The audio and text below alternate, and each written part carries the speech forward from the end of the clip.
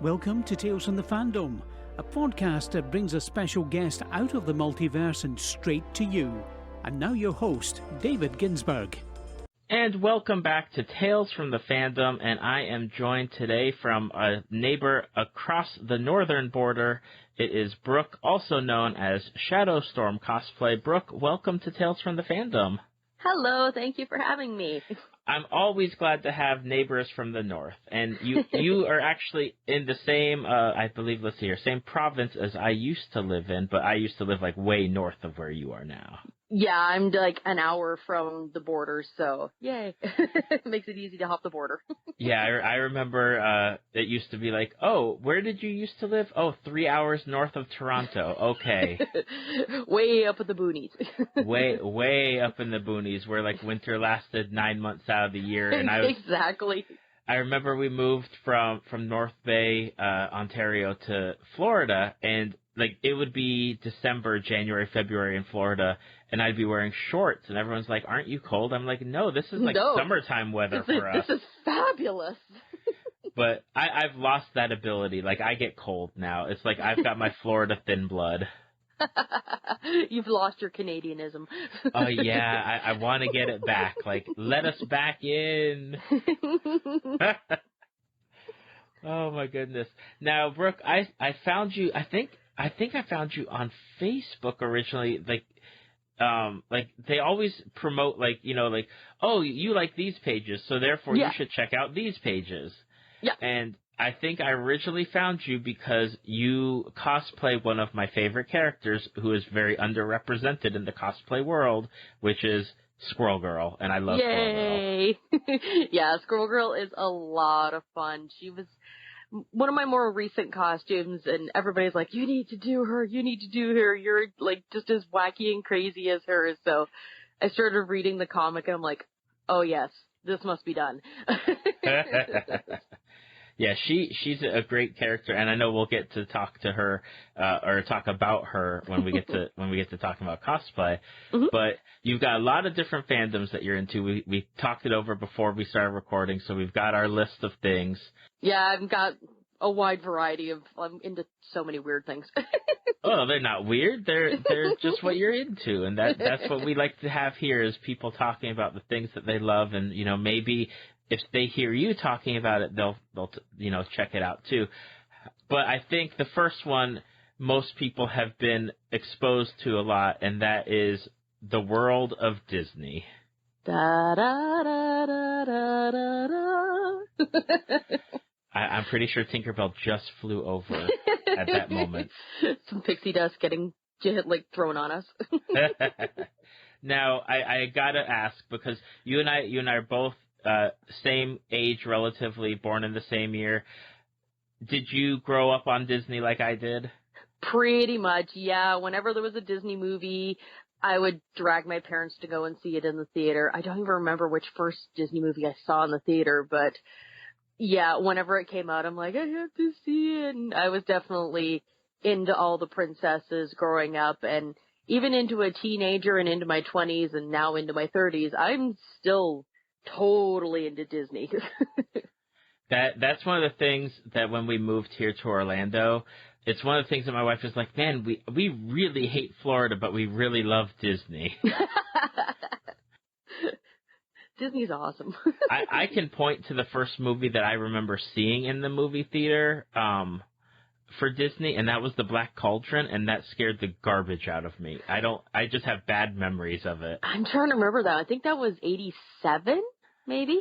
Maybe. 85. Because I think 86 I think was Oliver and Company. Yeah, I don't think I saw that one, but I remember going to see Black Cauldron, and like the ending or near the ending was like absolutely terrifying, and I'm like, yeah, this is not for me. I want to get out of here. I remember screaming. Yeah, it's definitely one of the more underrated movies. It's well done, but it doesn't have like the real, you know, super happy magical aspect that a lot of the other films did, so that's why it's so underrated. So, but it's still it's a good movie. I do enjoy it. Yeah, I think I probably need to go back and see it at some point just to be like, okay, yeah, I'm totally cool with it now. You won't be scared now. I won't be scared now. I'll be scared of other stuff, but not that one. Now, what's your favorite Disney movie? If I have to like make you pick one, if you can't pick one, pick three. Oh, Beauty and the Beast for sure. Absolutely for sure. I never actually got to see it in the theater, which is like shocking. But I got the VHS, as we're going back in time here, like right when it came out.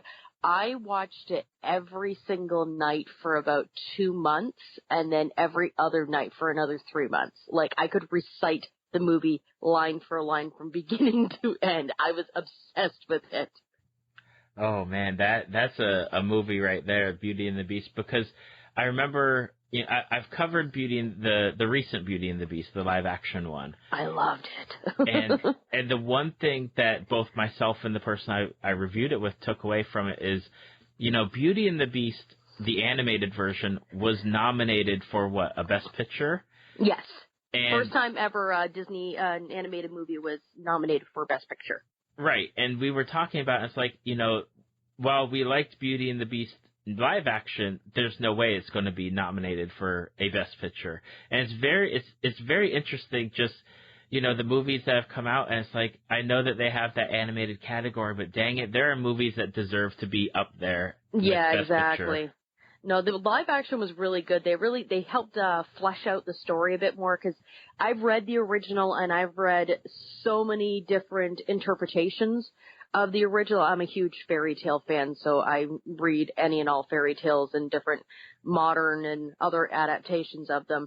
And I thought they did a really good job with fleshing out the story, adding more backstory to it. They actually included the fact that Maurice grabbed the rose, which they never actually did in the animated movie. He just got terrified and kind of ran off. Beauty and the Beast, man, it's one of those movies, and I know for people, like, you know, you always pick out, like, oh, which princesses do you like? And, you know, I'm always like, well, Belle is kind of like that number one for me, because I just love the way that she is and how she, like, is, you know, she's got the education, she loves reading, and she's studied, and I love the clothing that she wears, and she's, you know, just overall across the board. I think she relates to a lot of people. A lot of people say that she's her favorite princess because she never considered herself to be normal. She always considered herself to kind of be the odd one out, but she was never overly ashamed of it. And she was, you know, she stood up for herself. She stood up for her father and what she believed in. She did not back down from the Beast. And, you know, she used her own uniqueness to write her own story.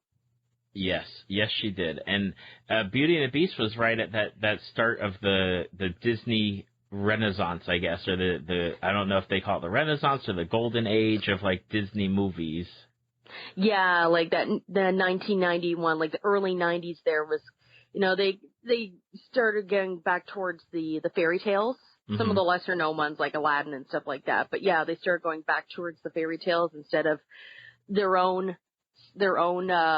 stories like The Rescuers Down Under and stuff like that. So What Disney movie do you find is underrated that, like, you love but, like, either doesn't get a lot of recognition or that just people don't know about? Gotta think about that one. Because I know you brought up The Rescuers and, like, or Rescuers Down Under, and that, like, my kids love The Rescuers, and that's one that I didn't expect them to even be interested in. Yeah, it's more of like The Rescuers and The Rescuers Down Under were kind of along the same lines as like The Great Mouse Detective, or it was more of a like a detective or an adventure story, as opposed to, like, you know, they didn't really include a lot of magical aspects to it, which Disney is well known for. Oliver and Company is one of my favorite, one that I find is underrated.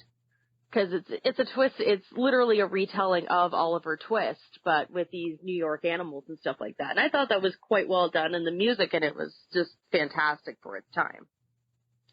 It is, and it's been interesting to see Disney evolve as far as, like, their movie side, because I remember that, you know, they got away from doing hand drawn to, like, computer, and then people were like, no, I don't want computer, go back to hand drawn, and then, like, I know that, like, for us, like my wife and I remember going to see like Princess and the Frog, and we were like, wow, we really like this, but it's kind of dark.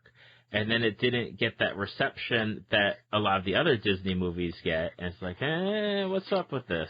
Well, Princess and the Frog was incredibly loosely based on the original story, like the Frog Prince. Like, they took a lot of, like, Disney takes a lot of liberties with stories, but they really took a lot of liberties with that, because the original story is literally centered around a princess and a frog, and she can't stand the frog. In fact, at the one point at the end, she gets ticked off, throws the frog against a wall, and he transforms back into a prince. But it's like, yeah, it's like, okay, like, but yeah, it was an interesting movie. I like that they, added kind of more, like, well, not more modern, because it was set kind of, back in time a little bit more, but they took it from the Renaissance era, from where the original story was kind of based in, to, like, bringing it over to America, into New Orleans, and trying to kind of broaden the horizons. It was a good attempt, but yeah, it wasn't more, like, overly memorable. It was a bit dark. It didn't have the same vibe as, say, like, Tangled. Tangled had the true, like, Disney, Renaissance, Beauty and the Beast, all that stuff. It had that kind of vibe to it, with the comedy aspects and the music and just the adventure. With, still being a little dark here and there, but overall, an enjoyable movie. Now, I'd love to ask, are you more a person that loves Tangled or Frozen? Or neither? No, I saw Frozen 3 times in the theater. I saw it with somebody, saw it with my friends, and I took my niece to it, actually. She was scared of marshmallow, so. Frozen was very loosely based off of the Snow Queen. Mm-hmm. So it was more their own story. I think as far as sticking to, the fairy tale aspect and kind of staying more true to that, I would say more Tangled than anything. They did keep a lot of what the true vibe of the original story was in that one, without totally butchering it. Right.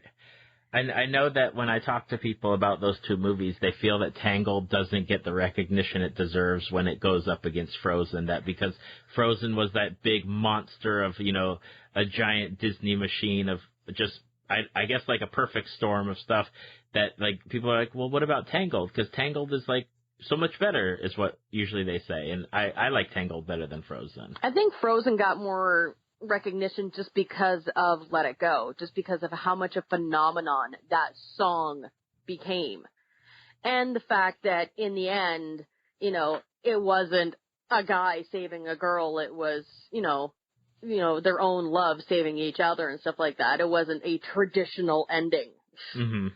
So, which I'm happy to see. I'm happy to see it's, the girls are, standing up for themselves and not having to have the guy save them all the time. Like, yeah, that is one of the good parts about it. And it's like, I love, like, one of the newer characters I love, like, I love, like, Rapunzel, but I love Anna. Like, that out of that movie, it's like, I love Anna. Give me Anna movie. Another thing I think with Frozen is the fact, I think teenagers and even some young kids can relate to Elsa with insecurities and, wanting to shy away from them all. And, Anna basically telling her, no, come, like, I want to know you. I want to embrace you. And with so much, stress being put out there nowadays about people and mental health and stuff like that, I think that struck a chord with a lot of people too. Mm-hmm. Absolutely. Now, aside from, like, the traditional Disney, like, princesses, do you have any other, like, favorite characters, like traditional Disney characters, or, maybe some of the newer characters that they've made, or shows that you love that are Disney? As far as, like, traditional Disney characters, I'm a huge Tigger fan. Tigger and Stitch. I love those two. They're basically on sugar buzzes all the time, and that's pretty much me. Oh, my goodness. And of course, they've got all the future Disney movies that are coming out. And it's interesting to see, like, oh, well, let's see what they're coming out with next. Yeah, exactly. I'm actually kind of excited for, like, it seems to me now the big thing is doing sequels from, like, long past Disney movies, like The Incredibles 2, which is more Pixar, but still under the Disney realm, which I'm excited to see what they're doing with that. And the new Wreck-It Ralph. Yeah. Yeah, like, it's like, ooh.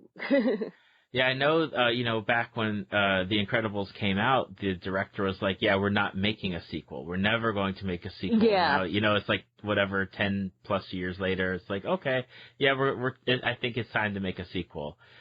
And Wreck-It Ralph, that was the one where I don't think we saw it in the theaters, and I kind of regret not seeing it in theaters because I saw that one. I saw that opening weekend in the theaters. It was so cool. There was so much, like, old, like, 80's nostalgia in there. It was like, oh my god. The up, down, left, right. Yep, or seeing Hubert and all, like, those classic characters. I played that game as a kid. Me too. But I do like that Disney's going with the live action adaptations of the movies and stuff like that. Some have been good, some have been not so good. The Jungle Book I did see in the theaters. I thought they did a fantastic job with that. They stayed really true to the original, but the CG graphics of all the animals was just incredible. So I'm trying to think now. They're doing what? Aladdin, Mulan. Lion King, and Mulan. Yes, Lion King. Lion King, I'm not sure. Like, that's going to be pretty much all CG. It's going to have to be all CG. But Aladdin and Mulan, I think, are going to be really good. Mulan probably is going to be more darker than anything because, like, the story of Mulan is fairly dark to begin with. She's going off to war, and war's not exactly super happy fun time. Yep. So. I'm interested to see, just speculating, like, if Lion King succeeds, will we see a Robin Hood live action? Because that would be interesting. They've done so many different Robin Hood adaptations in the theater. I think if they were to do that, I think they'd probably have to wait a little while longer because I think the Russell Crowe version came out.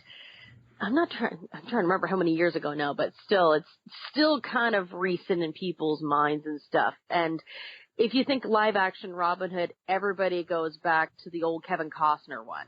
Right. That one sticks out in everybody's mind. That and Robin Hood, Men in Tights. Yep. I'd be interested to see if they do like the Robin Hood. I want them to be like fox people and animal people. Like I want that. That'd be interesting. But we shall see because Disney's always coming up with something and they're like, oh, wait, we've caught you off guard with something you totally unexpected. Yeah, I think they're trying to stick towards more the more successful ones, like the really high grossing ones that people immediately recognize first, like off the hop, before they start getting into the more obscure ones. Yeah. Like Maleficent was interesting just because it kind of gave a background story on, how she became evil, but she's not really evil, but she is kind of evil, and it was a kind of hit and miss. So yeah, I remember watching that, and I was like, I liked parts of it, but then it got into like parts where I was like, I don't really care for that at all. Yeah, like the Tim Burton's Alice in Wonderland, that was just way out of left corner. It almost kind of reminded me of just kind of how dark some of it was. It was kind of Alice in Wonderland meets American McGee's Alice in Wonderland. Like, I was expecting her to pull out, see the full Cheshire Cat from that with, like, the skull and everything else, which I love American McGee's Alice. It's really creepy and really cool. It is indeed. I remember watching a friend play through that. I was like, okay, that's so cool. That's a game that I don't know if I could actually play. Just multiple reasons, but too many buttons. Too many buttons. Yes, I am the realm of just give me a few buttons. Yes, the side scrollers. Now, moving from Disney to, I guess but staying still with like princesses possibly, is a book series that you are into, and I'm very interested in, and I have not read it yet, but I want to, and it's called The Selection, and what is that book series about? The Selection, which is written by Kiera Cass, is kind of like, think of like The Bachelor kind of meets the Hunger Games type of thing. Your main character in the book series is America Singer. She comes from, in this country that she lives in, they have like different rankings. So there's like level 1s, level 2s, level 3s, level 4s. And as you go down and like higher in the numbers, kind of the lower your rank is. So the prince of the country, in order for him to attain the throne and everything, he has to choose a wife. And the way it was traditionally done is through this basically bachelor type of show where they pick a girl from each one of the different rankings to come and basically compete for his love. So America's not interested in doing this at all. She's kind of content with where she is and everything. She suddenly is chosen out of all these girls to go and compete. Now, in the midst of all this competition going on, you also have like wars going on. You have invaders coming into the kingdom and trying to assassinate people. Like, it's not a super happy, fluffy book series. Like, a lot of people die.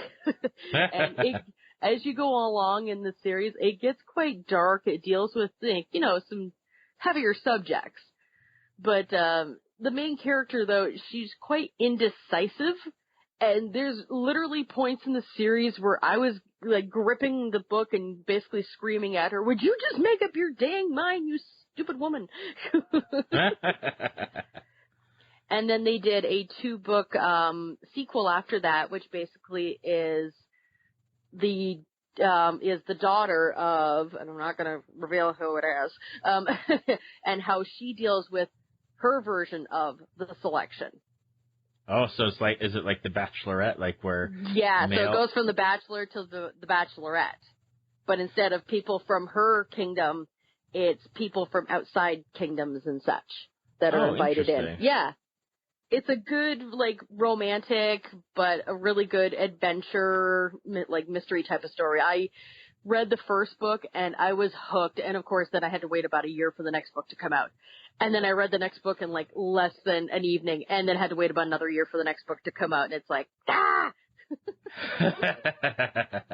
I know that when it was described to me, they were like, okay, well, it's kind of like, as you said, like The Bachelor, and they're broken up into these, like, caste systems, and you can't really go up or down, but you kind of can, but you can't. And yeah, pretty much. And it's like, and then they said, it's like Hunger Games, but dating wise, and not really Hunger Games where you're fighting to like kill each other. Yeah, like if a girl marries a guy in like a higher caste, then she will move up. But if she marries somebody below her, she has to go down. Like it's like so. Now, how did you get interested in that book? Like, how did you come across that? I read quite a bit. I'm a giant bookworm, and it ended up showing up, I think it was on Amazon, or it might have been a website. I don't remember. This was many years ago when the first book came out, as a recommendation of, being kind of fairy tale-esque. Mm-hmm. So I was like, so I'm reading the little blurb about it. I'm like, this sounds interesting. So I bought the first book, and like I said, I read through it very quickly and was like, I have to wait how long for the next one now? Cliffhangers, I hate them. And I love them at the same time. So on that first book, they leave you on a cliffhanger? Yeah, all the books kind of leave you on a cliffhanger. It's like the first one, he has to get, he has to go from like 12 girls down to, he has to make his, elite 4. Like, so it's like, boom, boom, boom, boom, boom. And then he goes from the elite 4, and then the first book is the selection, second book is the elite, and then the last book is the 1. So you're going kind of boom, boom, boom. Gotcha. Yeah. Okay. Yeah, it's one of those books where a friend of mine had sent them over to me, and she's like, you should read this. You're into like young adult type books, and this will probably be right up your alley of things that might interest you. And it's just that I got to the point where I was reading a lot, and I just never got to them, and now I can't read a lot, and I still can't get to it. Yeah, I'm in the midst of making like 5 costumes right now, so my reading has kind of gone to the side right this second, but I'll get back into it when I get a break. Yeah, it's usually that I have to make time for reading, and then it's like, okay, let me see if I can carve out 30 minutes. And then I do carve out that 30 minutes, and I'm like, I'm tired, I'm going to bed. Yeah, no kidding. It's like, I'll be like reading a book like right as I'm going to bed, and it's like, I've read the same page like 5 times over. Okay, I need to go to bed. Like, jeez. Yes, I feel you right there, and it's like, oh gosh. Or you drop the book on your face, and yeah. Oh my goodness, yeah, like either my wife will fall asleep with the Kindle on. I'm like, okay, let me turn it off, and like I've done at that. times, and at times like I'll have my phone in my hand and just all of a sudden it drops, like startles me awake. I'm like, yep, I need to go to sleep. Yep. No sense trying to read. No, exactly. I prefer the young adult books over more so like the adult books. I find they're a little bit more edgier, and in a lot of cases some cases they don't get quite as graphic with the romance as some of them can. Like, I like this, like, the super happy fluffy stories there is some time where it gets a little emotional and stuff like that, but overall, I like just the more, like, kind of classic, like, romance type of stuff. Absolutely. And I know that, like, sometimes I just want I'm not saying young adult is, like, all easy reading, but it's nice to just be able to get through, like, conquer a few chapters or not have to, like, really focus and be like, I need to put all my energy into following what's going on in this one chapter. Yeah, exactly. You can kind of pick up on it after not reading it for, a week or so and be like, okay, yeah, I remember what's going on, instead of, okay, who was this person again? What's going on? Ah, shoot. It's like, like there's movies like I can't even do, like you have to watch it from beginning to end. You can't even pause to go for a washroom break in the middle or you will get lost. Like, well, I know that I was that way with Game of Thrones reading it, and I'd have to go back a chapter or two and be like, did I miss something? Yeah, let me go back and, I did miss something because it was like this one sentence. And it's like, oh, okay. Yeah, it's like, Now, moving from the selection into something that, it kind of encompasses the everything, is that, again, we're both born 79, and we grew up in the 80s, and that's our next stop is just the 80s. 80s nostalgia. Oh, gosh.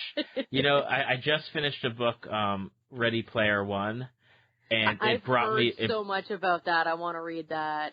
Yes, and I think it's Steven Spielberg's doing the movie that comes out this year that is the based off the book. Yeah. But it's so much like Back to the Future and all these like arcade games and Dungeons and Dragons, and I'm like, oh my gosh, like my 80s, like I'm all about the 80s.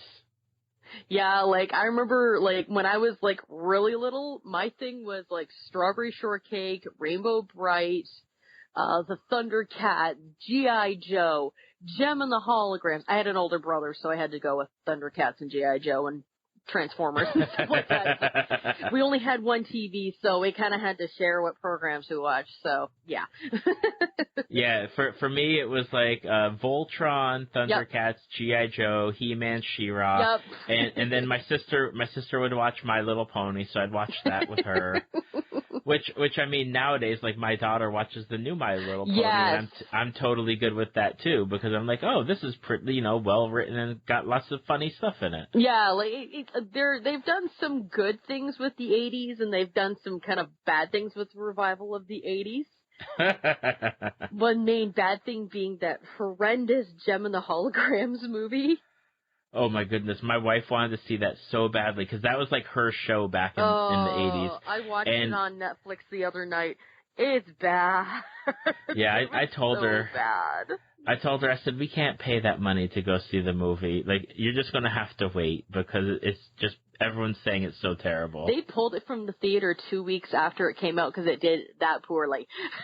Wow. It, like, other than the names of the people and the fact that, they were a band and stuff like that, that was pretty much it. Like, you get no reference to the Misfits until the ending credits.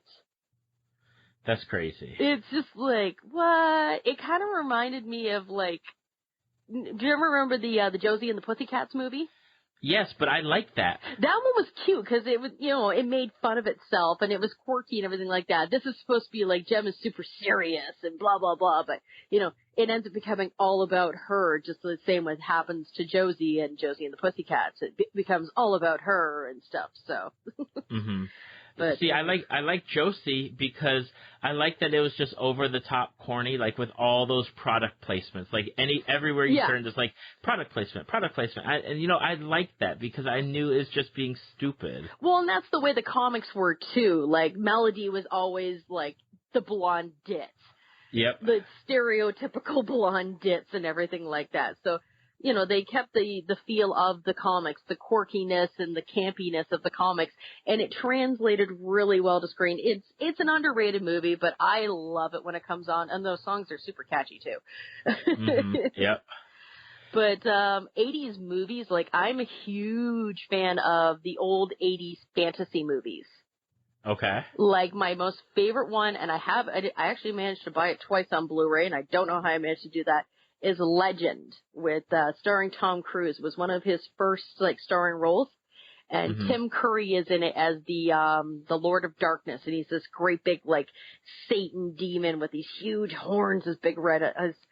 I watched that constantly when it was on the movie network when I was a kid.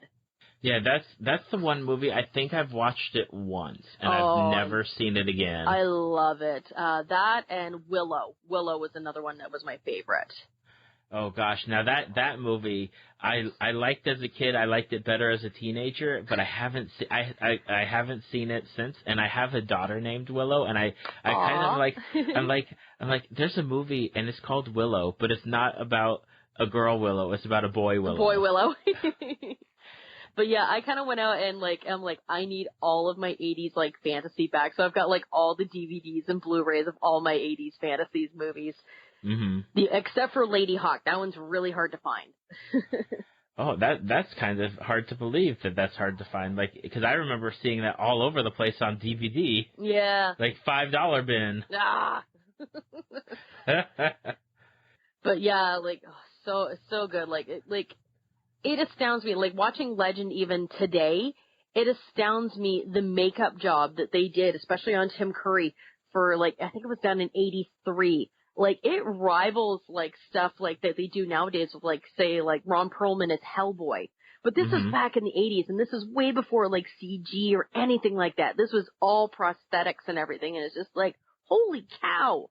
Yeah, and it's just I'm looking at your list here of movies, and I'm The Dark Crystal is another of those movies where it's so you remember it so fondly, and then you think about all the techniques that they had to use to even make that movie, and now would people even do that? Some people would, but not all the time. Yeah, they rather I hate to say the word, but cheapen out and use CG. X-Men Last Stand, I have to give them credit. It wasn't a great movie, but I have to give them credit that Kelsey Grammer actually was in a full-on beast suit instead of just CGing him. Mm-hmm. That I gotta give them credit for, because it's yay, you didn't cheap out and make him a full CG character and just have him use his voice. It's thank you. It brings more realism to the character when they're actually fully in the suit. You can connect with them better as opposed to looking at a computer graphic. Exactly. And the other obvious 80 movie that I have to bring up is our kids are finally getting to that age where we're taking them to go see real movies. Yeah. And the first and I put it in quotes real movie, with actors and actresses and storyline and stuff that they have to pay attention to. We took them to see Goonies at the movie theater. Yes, Goonies. And when we're watching it, we're like, oh my gosh, there's a lot of language that we didn't realize was in Goonies, but it's in there. And at the same time, it's just a lot of fun, and that they eventually love the movie. But we're like, dang, back in the 80s, we were getting away with some stuff. Yeah, no kidding. The funniest thing is my best friend and I watched that recently, and we watched it with the commentary from the cast. And there's some funny stuff in there, when Data says the one questionable word. Apparently, his mother told him that he couldn't actually say the word, but she was okay with him spelling it out. And, like, there's some other things, like when they first see the boat at the very end of the movie, the directors and everybody, they did not let the kids see that at all beforehand. They wanted their true, absolute, like, purest reactions to it. So when they dumped them in the water and they saw that boat, that was the first time they had ever seen it, which I think is fantastic. Oh, that's awesome. I did not know that. There's like all sorts of like little like blurbs in there too, like some missteps and flubs of lines and stuff like that, which is always fun to watch. Oh yeah, and it's so good. Like that movie, it's just I feel like a lot of the movies that we got in the 80s, like we don't get that now. No, I don't know why. I don't know why we don't get that, but we just don't get those like like when we look back on the time period that we're in now, like what movies are we going to be like, oh yeah, remember that movie, remember this movie? Like it's hard to think about it like that. Yeah, I think those ones were so, like Goonies is so memorable because it had a strong story, it had a lot of action, it had a lot of laughs in it, but the laughs didn't go to the point of like extreme slapstick or crudeness that a lot of movies nowadays are going to. Like you have to have the shock factor in order to make people laugh, which I think it's really unnecessary. Like any of the Hangover movies, I honestly have not watched any of them because I'm just like, no, I don't. It just looks stupid to me. Right. Like I watched the first Hangover, but I didn't watch any of the others. Yeah, it's just like no. And the only movie I can remember, like, besides that one, my wife and I watched Knocked Up in the movie theater. Oh, yeah. And there was a joke in there that we got because we understood it, but everyone else, because they were, in their 18s or 17s the younger crowd, they had no clue. And here we are laughing at it, and it's like, oh, we're the only ones that got that joke. It's like, I feel old now. Yeah, just a little bit. I mean, even nowadays, like, my kids are, like, asking me for things or talking about things. I'm like, I have no idea what you guys are talking about. The generation gap. Yes. Like, I thought I'd be, like, all up on, okay, I know what their video games that they're doing. I know, but I can't because they're playing games on their iPads or Kindles, and I have no clue what they are. Exactly. It's like, you're doing what? And what is this character, and what are they doing? Right? Like, just, I need more information. Why don't you like the things that I like? Yeah. So, like, yeah. That's one of the things. I'm like, oh, wait, is there 80s stuff on? Let me show them. Like, I will say that they have watched the new Voltron, like that Voltron reboot, which is excellent. Nice. But I'm like, at the same time, I'm like, okay, yeah, like, that old 80s Voltron wasn't really the best. Let's go with new Voltron. It was like you look back at like He-Man and like She-Ra, and you see how much of like literally recycled footage is used. It's just, like it's the same thing of her running with the same background, but suddenly she's in another scene. It's like, wow. I watched this now and I'm like, they recycled a lot of stuff. Like. Yeah, because I was watching old episodes of Scooby-Doo recently, and it's the same thing. It's like, okay, they're running. They're running, but and it's like the same thing. They're driving, same background. It's a castle background, but they're at the beach. Like, it's like, what? Exactly. Obviously, and you've hit on it a few times, and we introduced you and talked about it a little bit, but you're a cosplayer. Yes. How long have you been cosplaying for? I have been cosplaying from since 2001. So. That is 17 years. Yep, I'm a vet. You were cosplaying before cosplaying was cool, apparently. Yeah, it was one of those like things. It was more niche then. Like you'd only ever see cosplayers at a convention, and even then, they were kind of few and far between. They weren't like as extreme as it is now. Exactly, because I was in like a Star Trek fan club back in the late 90s. Yeah. And the only conventions I knew of were like Star Trek conventions, and therefore people only dressed up as Star Trek characters or Star Trek aliens. And I had no clue about cosplay until years later after the fact. I was like, oh, you mean people do other costumes? I had no clue. Yeah, like I started off doing, my first costume was Yuna from Final Fantasy X, and I literally whipped it together in like 2 weeks, and it was painted fabric, and it was really badly made and everything like that, but I was still proud of it. I entered it in the costume contest and everything, so... Well, you must have an interesting take, because obviously you've seen cosplay and like the whole community evolve from when you started to now. Yeah, like back in like the early 2000s, like you wore your costume to a convention. If somebody took your picture, that was cool. That was it. You would never see that picture again, stuff like that.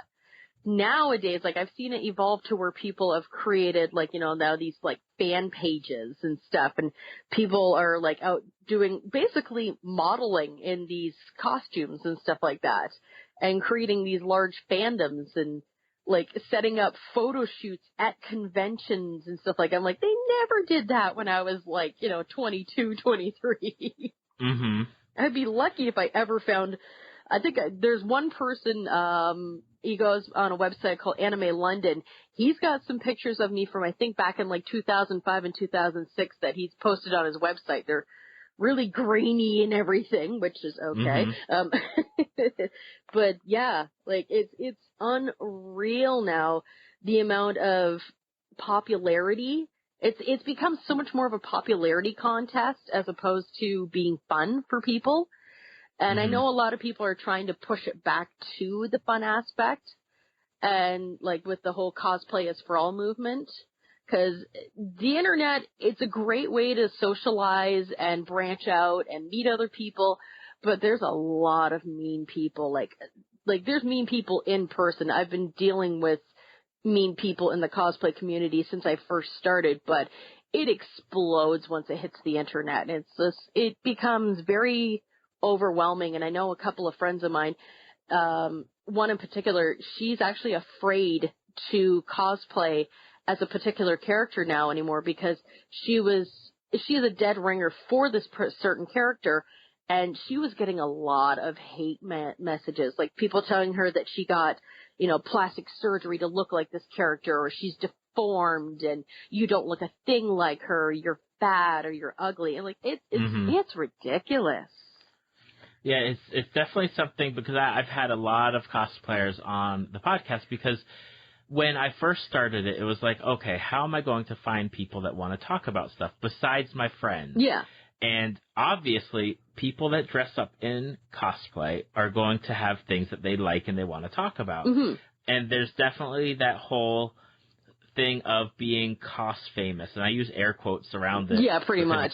You can't see it, but it's like cost famous, like where you hit like, oh, I have 100,000 Instagram followers. Yeah, exactly. Well, okay, you have 100,000 Instagram followers. Great. Like, that's a number. Cool. But do you really know the people that are following you? Do you interact with the people that are following you? And then, like, that whole community that you have built around you, it's very hard, like, because I follow the people that come on my podcast. Yes. And I try to, you know, catch, and Instagram's a beast in itself, because number one, they don't show things in order, which is my other gripe on Instagram. Yeah, I know. and it's like, okay, like, but then you see the people that are commenting, it's like, oh my gosh, like, will you stop being that way? Like, stop commenting with how you are commenting. Yeah. I've pretty much summed it up now to, cosplaying is fun, but you really have to have a thick skin in order to do it nowadays. Like, it is fun, but you have to be prepared for a lot of backlash. And like, growing up, I was picked on and teased and harassed a lot, so I've had to deal with that stuff growing up, and even as an adult, I've still had to deal with it and such. So you pretty much have to grow as a person. It's a great way for like building your self-confidence, but at the same time, it can also tear it down, which is horrible to say, but it's the honest to goodness truth. Mm-hmm. It is, because I see some of my cosplayer previous guests, like, they'll post like their DMs that people send them. Yeah. And it's like, oh, I don't know how people can get through that, because that, I'd be like, I'm done. Like, I love something, but I don't love it that much to where I'm going to get like that garbage sent to me every day. Yeah, like I try to do, fairly conservative costumes, and I'm, slowly getting into the point where like I want to try, like some more like skin tight costumes, stuff like that. Like I did Suicide Squad Harley Quinn. I was terrified to walk around in that because I love the character and I loved her, but she's seen as, a very sexy, curvaceous, like skinny character. And I'm not that. I am overweight, so I'm a fluffy girl. So me trying to portray that kind of a character, I was terrified that, people were going to talk about me behind my back or post mean comments, which I did end up getting some of that online, but there has been so much more positive outpouring, and it's because of since I've been around the cosplay community so long, I've built up a great network of friends, so they're there to support me. So when somebody does say something, they're the first ones to chirp in and be like, hey, I don't think so. Get out. Right. It's just so crazy because it's like all that hard work just for people to be like, poopy on it. Yeah, exactly. That's so crazy. Now, you've been around for a while for cosplay. As far as who you decide to cosplay, do you go with the character that you like, or is it more like, I like that costume and I want to wear it, or is it a mixture of both? Usually a mixture of both. Like, I'm doing, I've got a costume, actually, it's coming in the mail today. It's Diva from Overwatch, but it's a spin on it, so it's kind of like a Deadpool version of her, so it's all different colors, and it has, like, Stark Industries written on the leg and stuff like that. So I'm going to be Diva Deadpool, or Diva Pool. So I thought that was a really interesting concept, so I'm like, I want to do that. I think that's awesome. And then I've always admired, like, Rey from Star Wars. I thought she was, such a strong character, and I wanted to portray that. Do you have any favorite costumes that you've done? My Rocket Raccoon. I made him in about a month, back in 2015, like right after the summer after the first movie came out. And yeah, it started off literally with the kid's toy mask that has the moving mouth. I bought that. I'm like, if I can get that, I'm going to make a whole costume out of this. So I bought fur. I literally, traced the contours of the face with tracing paper, covered the whole face in fur, made the arms, made the whole jumpsuit and everything, made the backpack all on the fly, like not even using patterns really. And I did it in a month. And by far, he's been my most popular character to date. Like, I'll take him to any convention, and I get swarmed with people wanting pictures. And then as soon as I talk and the mouth moves, they're like, oh my God, the mouth moves. They just freak out even more. People have had me do videos and stuff for them. And I was even invited to the Canadian premiere of Guardians of the Galaxy 2 with my Rocket Raccoon costume. Yeah, I got to meet Michael Rooker at that show, who played Yondu. So I've got like a picture beside him with a couple other people that were there as cosplayers as well. So that is awesome. I know, I wanted to ask you about that because Rocket Raccoon is an interesting character because you have the character as like, a fursuit. And I know that there's like that whole other contingent where people wear like fursuits, but they're like furries. Yeah. Is that something that you have to deal with? Is it like, cause I'm not familiar enough with that culture, like that furry culture to understand it, to speak on it. I've got a friend who is like a full on furry. I kind of more lean with Rocket to being a costume as opposed to a furry, because the furries, you don't ever show your identity, and some will talk, some won't talk. So they're expressing themselves. So like, that's one of the main things with the furries is you don't ever take your like head off in public and stuff like that. Meanwhile, with Rocket, as I'm walking around, because of the plastic mask that I have, the eyeballs like to fog up on me to the point where I can't see. So I have no choice but to take the head off so I'm not walking into people.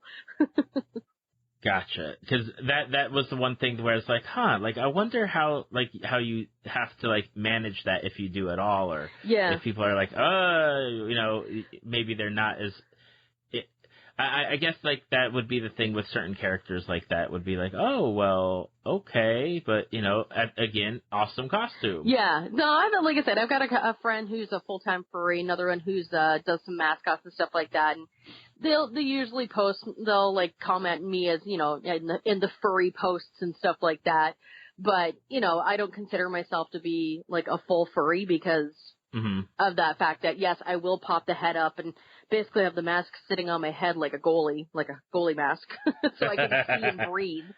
Because I have overheated in that costume, actually. It's like, oops. Yeah, that's and you're a squirrel girl. I'm like, how do you stay? Like, obviously, number one, you're in Canada, so it might be a little bit cooler, but at the same time, that has to be hot. Oh, Rocket was horrible. The first time I took it to the big, huge event up here, Fan Expo, it was over 100 degrees outside. It was on a Saturday, so it was boiling hot inside the expo. And I wore that costume straight for 8 hours. No bathroom break, no nothing. I had like 2 bottles of water. And I was rushing to catch the train to get back, so I never got a chance to grab any food or anything like that. I nearly passed out on the train. Oh, my goodness. I hopped off a couple of stations after we took off because I knew the train ran every half an hour, and I'm like, I need to get some air. Like, I crouched right down. I'm like, I'm going to pass out. Luckily for me, when I got off at that station, there was some people I had been talking to at the main train station in Toronto had gotten off. They're like, what are you doing here? And I explained the situation to them. And they were so nice. The one ran out to her vehicle and got me a couple of Fiber One, brownie bars. And the one gentleman went and bought me a Sprite. They didn't ask for any money or anything like that in return. They were just like, no, we need to make sure you're okay. Exactly. Yeah. That's one of the things is that it's just so, especially with those big costumes. I cannot fathom how people, especially 8 hours just being in that costume. Yeah, and I was by myself too. I didn't even have a handler or anybody with me. So nowadays I make sure I have a big bottle of Powerade on me and usually some trail mix in my bag too. So I have something protein filled and I can replenish electrolytes and stuff like that. And I can wear that costume for 8+ hours now. No problem at all. Well, that is good. The first couple of hours, it's like, oh my God, I'm hot. And then after that, yeah, I'm sweaty. My body adjusts to the heat. It's like, yeah, I'm sweaty. I'm getting a shower. What do you have any new cosplays that you're working on that are coming up besides the Diva Pool? I am currently working on Ezio from Assassin's Creed. I actually found a costume of that at my local Hot Topic. It was on clearance for $10. So I'm revamping it and making it look a whole lot better. I'm working on a DC Comics version of Raven. I am working on Belle, her town's dress from the live-action Beauty and the Beast. And I am also working on the more recognizable version of Squirrel Girl with the leather jacket and kind of the little bodysuit underneath. Okay. Yeah. So that's what I'm working on right now. And then once I get at least a few of those done, I'm going to be working on one of Sansa's costumes from Game of Thrones Season 7. Oh, awesome. Yeah. So that one's going to be a big test because I'm looking at the costume going, oh my gosh, the whole outfit is made out of just strips of fabric. This is going to kill me, but it's going to look so good. Now, before we wrap things up, the one question I love to ask is if people are interested in starting to be to do cosplay, what would your advice be for them? Just go for it. Even closet cosplay is always a big thing. I did a closet cosplay of Tank Girl. I found a striped tank top that I had, painted the little symbol on the front, grabbed some jean shorts, messed my hair up, put some makeup under my eyes, a la football style, and I was Tank Girl. Or I did a hipster Ariel. I found some teal shorts and a purple tank top. Got a cheap red wig from Party City. Boom, instant Ariel. It doesn't have to be overly intricate or expensive if you don't want it to be. A lot of people like myself, I'll go to Value Village or I guess it's Savers down in the United States and stuff like that. And I'll find stuff that I can work into costumes and stuff like that. Like for my Sansa, I found a couple of panels of like drapery that I'm going to be using as the main fabric. So it doesn't ever, and they were like $8 each. Whereas if I went and bought that fabric at a fabric store, I'd be looking at like $20 like a yard. So, so it doesn't have to be expensive, but go for it. I would say though, don't go too nuts to begin with. If you're brand new to it and you're like, you know, you're not comfortable with sewing or you're not overly confident, I wouldn't recommend going for a full-on armor suit just yet. Start kind of simple, like do Steven from Steven Universe or something like that. Start simple and then, you know, challenge yourself with each costume to do something different. Right. Like, you know, challenge yourself, you know, I'm going to make the weapon for the next costume, or I'm going to make this arm bracer for this next costume, you know, so you're constantly challenging yourself. Well, there you go. Good advice from a veteran cosplayer. And Brooke, if people have listened and they want to follow you on the social media, as long as they're nice and, you know, respectful, where can they find you? I'm on Facebook as ShadowStorm Cosplay, and then I am on Instagram and Twitter and all the other fun stuff as ShadowStorm, only without the vowels, so it's SHDWSTRM. Someone doesn't like vowels. That was actually that at hotmail.com, and I've just put my email up for everybody to hear, and that's okay. Was the email that I chose when I was like 15 years old. So ShadowStorm has been kind of my online persona since I was about 14, 15 years old. And here I am, just got my initial and some part of my last name and numbers, and that's me. Oh, I've got like 3 emails. I've got my cosplay one, my normal one, and I've got another one that I use for business and stuff because outside of cosplay, when I'm not cosplaying or working, I sing the national anthems for various different sports teams in the area and stuff. So. Oh, very cool. So I have many talents and I'm very busy. I'm always doing something. Well, I am glad that you were able to make time in your schedule for doing this. It was an honor. It was fun. Well, I'm glad to have you, and everyone, I will have the links to all of Brooke's sites and social media in the show notes and on links and on our Facebook page and website, so you can go check out all of her awesome costumes. And Brooke, I just wanted to say thank you once again. Thank you for having me on. It was a lot of fun. Thank you for listening to Tales from the Fandom. Subscribe to us on iTunes or your podcast app of choice. Follow us on Facebook at www.facebook.com/Tales from the Fandom to see photos, links, leave feedback, and check out upcoming guests. If you'd like to be a guest, email David at talesfromthefandom@gmail.com.